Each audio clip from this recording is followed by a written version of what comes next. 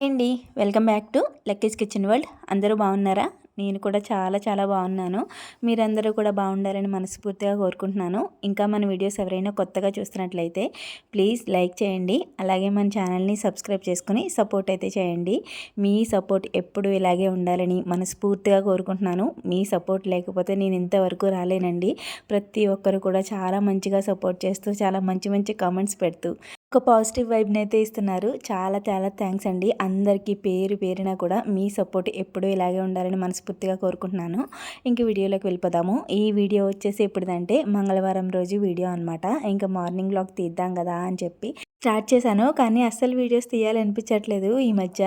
మా ఇంటి దగ్గర నుంచి వచ్చిన దగ్గర నుంచి ఎందుకు అస్సలు అప్పుడు 20 రోజుల నుంచి అది వీడియోస్ అది తీయలేదు కదా నేను. నా అలవాటు తప్పిపోయో అర్థం కావట్లేదు, మనసు బాగాలేక అర్థం కావట్లేదు, ఇంకా అసలు ఏ కారణం చేత అర్థం కావట్లేదు. అసలు వీడియోస్ తీయాలి పెట్టాలి అని అస్సలు ఇంట్రెస్ట్ ఉండట్లేదు. కానీ పని స్టార్ట్ చేసామంటే దాన్ని అలా కంటిన్యూ చేయాలి. అందుకని చెప్పి డైలీ ఒక షార్ట్ అన్నా పెట్టచ్చులే అని చెప్పి ఒక షార్ట్ వీడియో అయితే పెడుతున్నాను అనమాట. ఇంకా ఇక్కడ వచ్చేసి ఇవాళ లాంగ్ వీడియో తీద్దామని చెప్పి తీసాను, స్టార్ట్ చేశాను. ఉదయం లేచేటప్పటికే ఫుల్ వాన పడుతుంది. అప్పుడే 2 రోజుల నుంచి వానే పడుతుంది అనమాట. వర్షం వస్తే ఎంత సరదా పడతామో అంతే ఇబ్బంది పడతాము. ఎక్కువ రోజులు కురిస్తే నా బట్టలు అయితే ఎక్కడవక్కడే ఉండిపోయాయి. ఊరొచ్చిన 2 రోజులకి వానలు స్టార్ట్ అయ్యాయన్నమాట. బట్టలేమో కొన్ని ఆరాయి, కొన్ని ఆరలేదు, కొన్ని ఉతకాల్సినవి కూడా అలా ఉండిపోయాయి అనమాట. కొంచెం ఎండ కాస్తే బాగుండు అనుకుంటున్నాను. కానీ అసలు ఎండ కాయట్లేదు. బట్టలేమో ఇంటి చుట్టూరు చిరాగ్గా అనిపిస్తున్నాయి. నాకు అదంతా కొంచెం క్లియర్ అయితే కానీ మనశ్శాంతిగా ఉండదన్నమాట. వర్షం ఆగితే బాగుండు అనుకుంటున్నాను కానీ రోజు రోజుకి ఎక్కువైపోతుంది. ఇంకా ఉదయం లేచేటప్పటికి అలా వర్షం పడడంతో ఎందుకో మనసు ప్రశాంతంగా అనిపించింది. చల్లగా అలా చూస్తూ కూర్చుని ఉండిపోయాను అనమాట.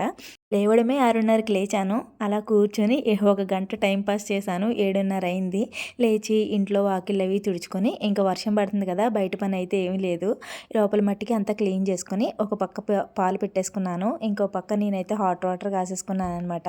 డైలీ హాట్ వాటర్ అయితే కంపల్సరీ తాగుతామండి. అందులో ఈ వర్షాకాలం కంపల్సరీ తాగాలి. మా ఊర్లో అయితే జ్వరాలు, వాంతులు, విరోచనాలతో చాలామంది ఇబ్బంది పడుతున్నారు పాపం. పిల్లలు ఉండే వాళ్ళు అయితే చాలా జాగ్రత్తగా ఉండాలి. ఎందుకంటే మనకి ఎండ కాసి కాసి ఇలా వర్షాలు పడితే కంపల్సరీ ఎవరిమైనా సిక్ అవుతామండి. మాకు కూడా కొంచెం తేడాగానే ఉంది. అందుకని చెప్పి హాట్ వాటర్ స్టార్ట్ చేసామన్నమాట. పిల్లలు మేము కూడా హాట్ వాటర్ తాగుతున్నాము. ఉదయం లేచిన వెంటనే ఫస్ట్ అయితే ఒక లోటా చెరుకు, మా ఆయన నేను చెరుకు లోటా హాట్ వాటర్ తాగేసిన తర్వాత ఒక అరగంట పోయాక నేనైతే టీ తాగుతానమాట.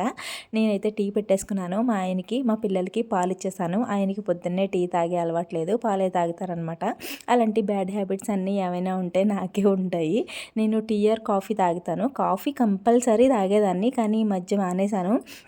టీలోకి వచ్చానమాట. టీ తాగుతున్నాను.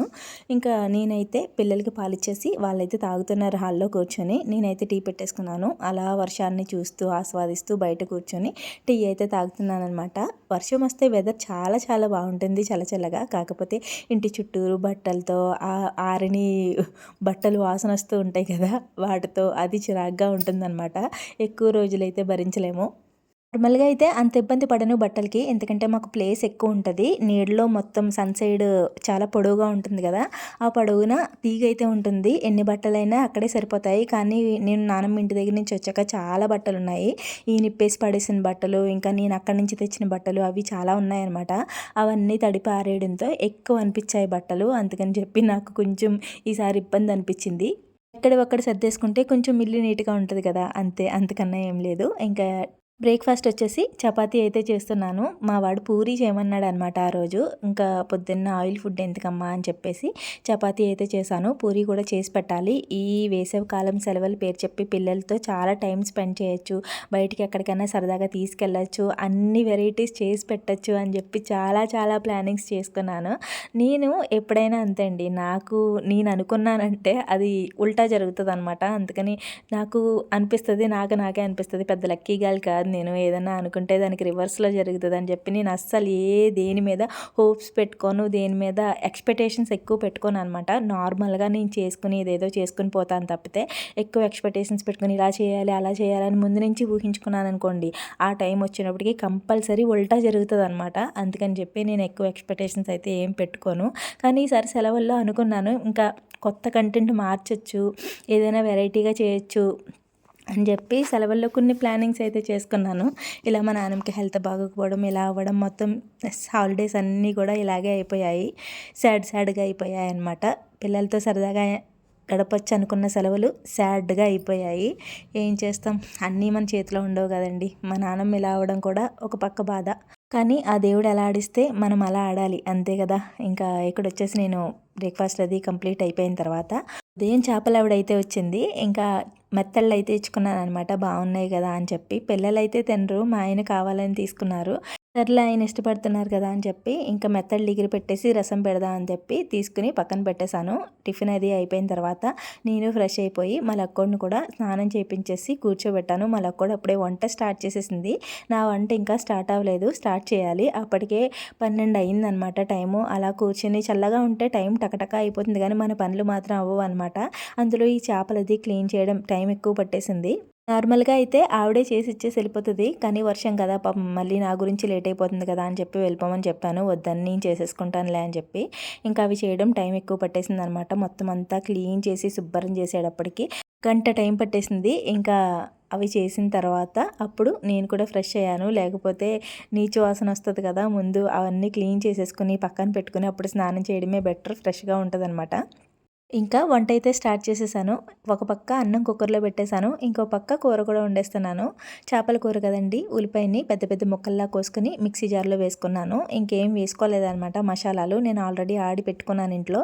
అవి ఉన్నాయని చెప్పి మసాలాలు అయితే వేసుకోలేదు. నార్మల్గా వేసుకోవాలి అంటే ఉల్లిపాయలు, అలాగే ధనియాలు, జీలకర్ర, అల్లం, వెల్లుల్లి వేసుకొని మిక్సీ పట్టేసుకోవాలి. ఇంకా నా దగ్గర ఉన్నాయి, మసాలా పొడి అది ఉంది అని చెప్పి నేనేమీ చేయలేదు, దాంట్లో వేయలేదు. ఓన్లీ ఉల్లిపాయ ముద్ద ఒకటే ఆడుకున్నాను అనమాట. అల్లం వెల్లుల్లి పేస్ట్ కూడా ఉందని చెప్పి ఉల్లిపాయలు ఒకటే కొంచెం కచ్చాపచ్చాగా ఆడుకొని ఇంకా మనం వండుకునే పాత్ర పెట్టుకుని దాంట్లో ఆయిల్ వేసుకొని ఈ ఉల్లిపాయ ముద్ద కూడా వేసుకొని బాగా ఎర్రగా వేగనివ్వాలి. వేగిన తర్వాత 2 స్పూన్ల అల్లం వెల్లుల్లి పేస్ట్ కూడా వేసుకొని పచ్చివాసన పోయే వరకు వేగిన తర్వాత టేస్ట్కి సరిపడా ఉప్పు, కారం కూడా వేసుకొని 2 నిమిషాలు వేయించుకొని ఇంకా ఒక గ్లాస్ వాటర్ వేసేసి దాంట్లోనే 2 పచ్చిమిర్చి చీరికలు కూడా వేసుకొని కొంచెం సేపు ఉడికిన తర్వాత మనం చేసి పెట్టుకున్న చేపలు ఉన్నాయి కదా, చిన్న చేపలు, అవి కూడా వేసేసుకుని ఒక్కసారి కలిపేసి మూత పెట్టేయడమేనండి. పైన ఒక స్పూన్నర garam masala powder, whole garam masala powder ఉంటుంది కదా, మనం ఇంట్లో రెడీ చేసి పెట్టుకుంటాం కదా, అదే వేసేసుకున్నాను. నాకు అసలు వంట చేయాలని ఇంట్రెస్ట్ లేదు ఆ రోజు. ఇంకా అందుకని ప్రత్యేకంగా మసాలా అయితే ఏం రెడీ చేసుకోలేదు. వేసేసుకొని మూత పెట్టేసుకొని దగ్గరకంటే ఎగరనివ్వాలి. తర్వాత గరిటె పెట్టకూడదు. గరిటె పెడితే చిన్న చిన్న చేపలు కదా విడిపోతాయి అనమాట. ముళ్ళు ముళ్ళు కింద అయిపోతుంది కూరంతా. అలా మనం ఒక క్లాత్‌తో కానీ లేకపోతే ఇలా పట్టకర్రతో కానీ తిప్పుకుంటూ ఉంటే చేప అనేది విడిపోకుండా ఉంటుంది. లేకపోతే చేప విడిపోయి ముళ్ళు ముళ్ళు కింద అయిపోతుందనమాట కూరంతా గరిటె పెట్టుకుంటే. ఇంకా అలా నెమ్మదిగా స్లిమ్‌లోనే ఆయిల్ పైకి తేలి కూర దగ్గర పడే వరకు ఉడకనివ్వాలి. ఫైనల్‌గా కొత్తిమీర ఉంటే కొత్తిమీర, కరివేపాకు ఉంటే కరివేపాకు వేసుకొని గ్యాస్ ఆఫ్ చేసేసుకోవడమే. కూర అయితే రెడీ అయిపోయింది. మేమైతే తినేస్తాము. ఇంతే ఈ వీడియో. మళ్ళీ వీడియోలో కలుద్దాం. Thanks for watching. బాయ్.